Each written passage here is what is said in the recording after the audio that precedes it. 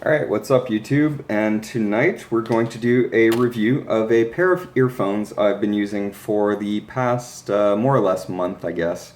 So I've had time to use them daily for, like I said, about a month.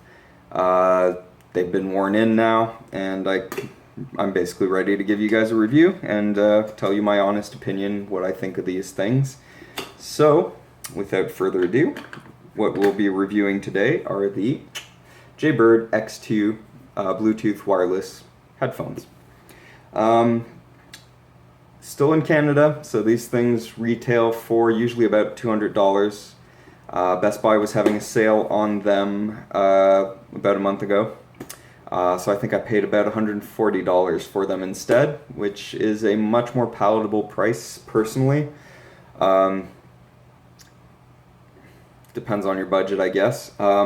They're definitely not budget headphones, just keep that in mind. These are some of the top of the line options for Bluetooth headsets.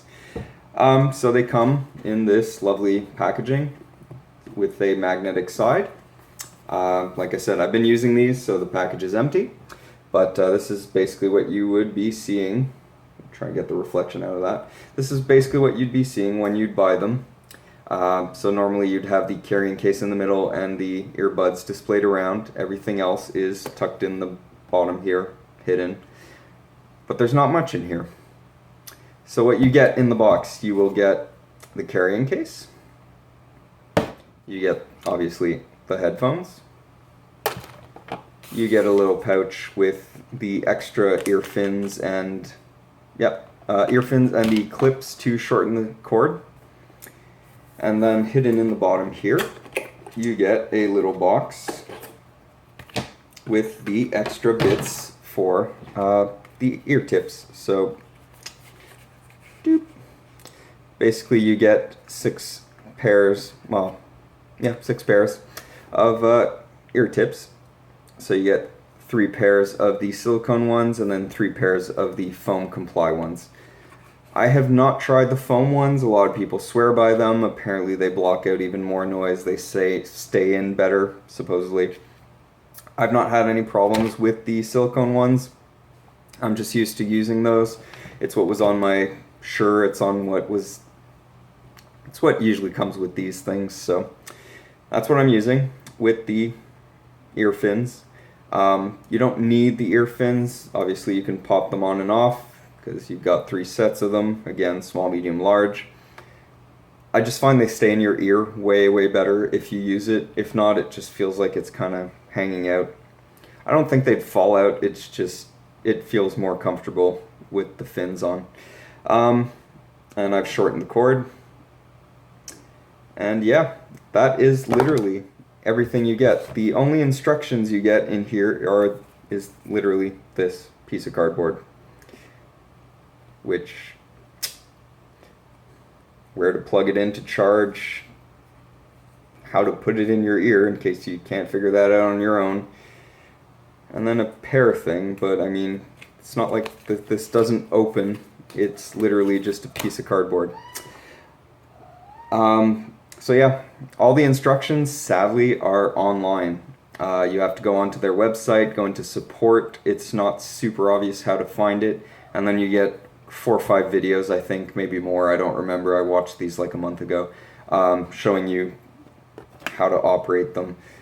I would have really liked if they would have put at least the basic instructions in the box to save you having to go online, but they chose not to, so who knows. I mean, they're in beautiful packaging, but they can't give you a simple instruction sheet. A lot of it might be super obvious to some people, but I mean, we'll get into that in a second. And then you also get the charging cable, which is a little micro USB short thing, but can't have too many of these things.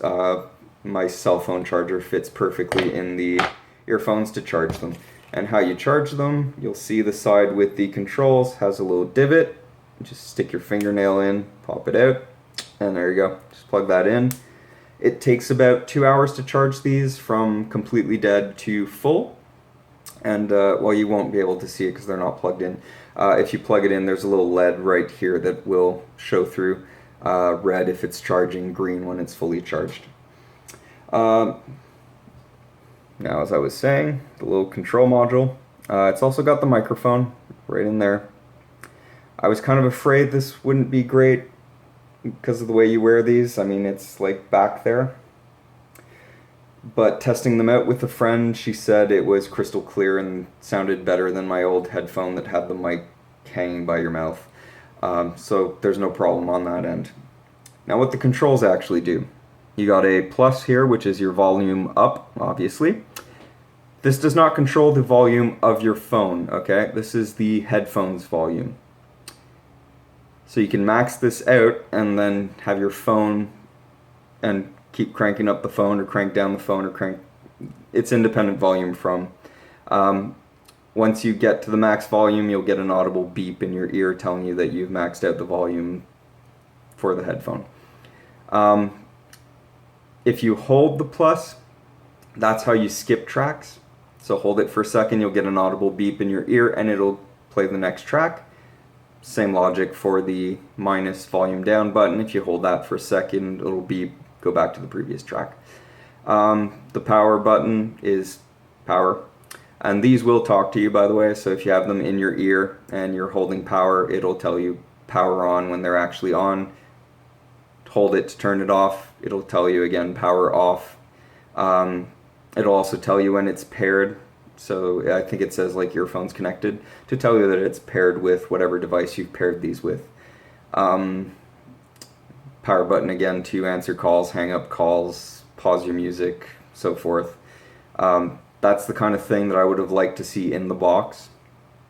They chose not to. The ear tips, very easy. They just pop right off, no problem. Pop on, pop off. And same thing for the ear fins. You can just pop those right off and then put them right back in. There you go. The negatives. Like I said, no instructions in the box.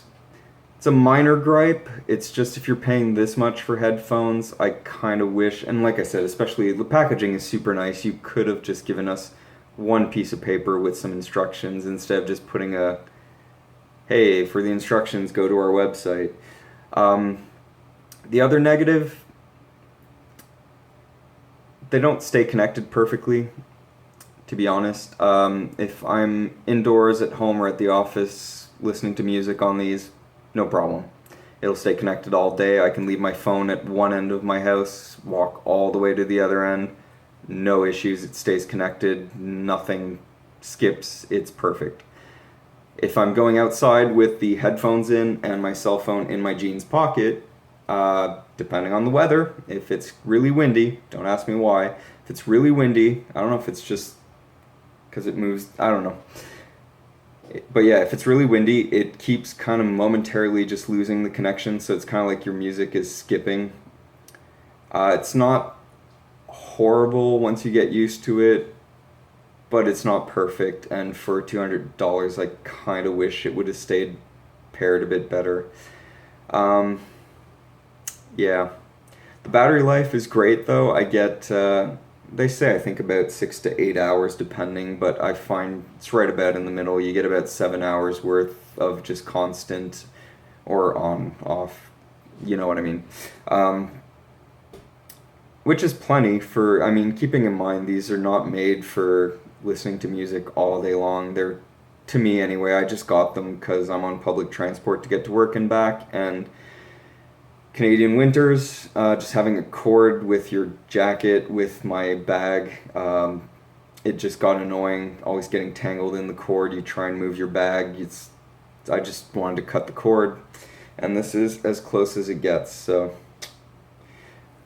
you can also just, I wouldn't leave them like this too long because they don't magnetize like some other brands, but I mean, they're heavy enough that they'll stay there unless you're like jumping and running around. Yeah, so like I said, it takes about 2 hours from dead to fully charged, and then they'll last about 7 hours of music. It's a bit less if you're using it for non-stop phone calls. But But like I said, for me, it's for about like half an hour in the morning, half an hour at night. I use these if I'm going for a jog, walk, jog, whatever. Just when I'm out of the house. If I'm at home, I'll usually just play stuff through my speakers, and I've just left another pair of headphones at work, so use these, get to work, plug in my wired headphones at work, and you just use those for the day. Sound quality, which is something I'm personally very picky about. My other plugged-in headphones for work and home are Audio Technicas. I really like these things. I might do a review on these two later on. I like these because they're very neutral. Crystal clear, but neutral. They don't EQ. It's not bass heavy, it's not treble heavy, it's just neutral. It's like, they're supposed to be studio monitors, right? So they are made to just reflect the sound exactly as it is. And these are pretty close to that. Not exactly, but pretty close. Keeping in mind you're cutting the cords, so I mean you got to make a little bit of a sacrifice. Yeah, sound quality is great.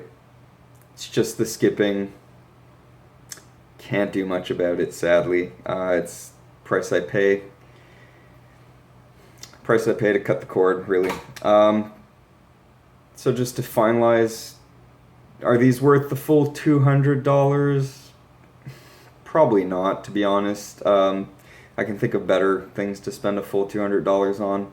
And like I said, the connection's not perfect, and you want these. Most people would probably want these for working out or just being outside and not having a cord. So I mean, the fact that walking outside with these kind of skips most days, it's not the best, you know. For me, it's like I said, I mostly bought them I'm sitting on the bus, so I mean, the connection's fine.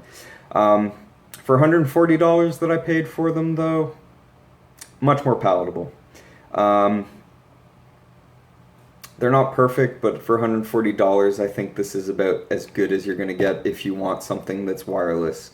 If you're looking for something much cheaper, you probably want to look at something like MPOW. I think ME Electronics or I forget the brand name exactly, makes a pair too that I've been told is really good. I haven't used too many of these, to be honest with you. I've did my research, and this is what I settled on. But yeah, if you can find these for cheap enough, I would highly recommend.